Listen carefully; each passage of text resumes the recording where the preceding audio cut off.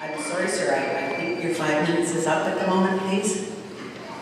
Pardon? Your 5 minutes is up. Anyways, when we fought this tonight,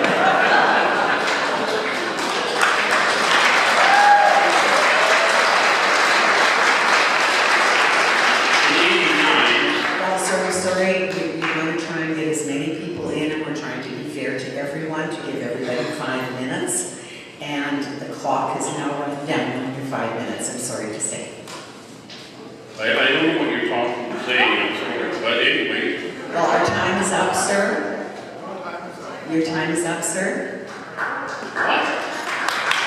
People have been talking here for 7 and 8 minutes, I've been timing them. No, we have the clock here, and it's run electronically from... Anyways, I would like to know... To me, the issue, as with a lot of things in life, is compromise. With an area of the Southlands that is of poor quality soil, I know this firsthand because I've worked on the property, cleaning ditches, clearing brambles, and generally trying to improve the drainage. The eastern area of the Southlands, where the housing is proposed, is plain and simply beach sand, not suitable for vegetables of any kind, which is why the Spedifores would let their cows roam here. My name is Glenn Steves. I live at 52935 B Avenue. I'm a retiree who first came to this community 41 years ago.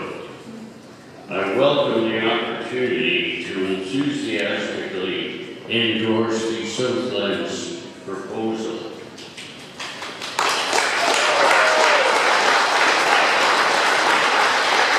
Among many things that will offer much-needed housing options, opportunities for small-scale farming, preserve wildlife habitat, and enhance the overall economic viability of Delta.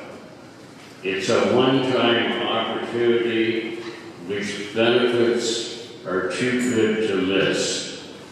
I firmly believe this plan is worthy of your approval. Thank you. The need for an additional 950 housing units has not been demonstrated.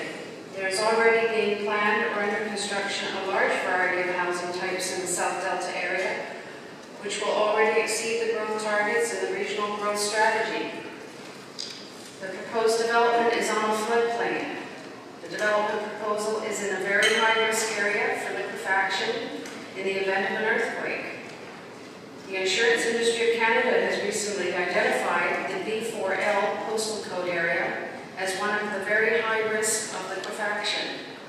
That this proposal will transfer 80% of what would otherwise be privately owned property to land which is to become publicly owned farmland.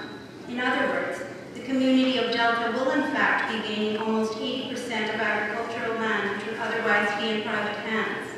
Not only that, the plan calls for an investment of $9 million in irrigation and drainage, which will in fact enhance the agricultural land that is there.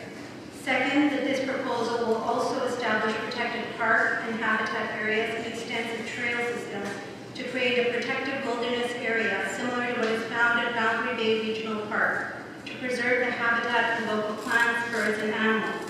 In other words, the community of Delta will, in fact, be gaining in the creation of protected park and habitat areas which would not otherwise be established if the property is not transferred to the Corporation of Delta.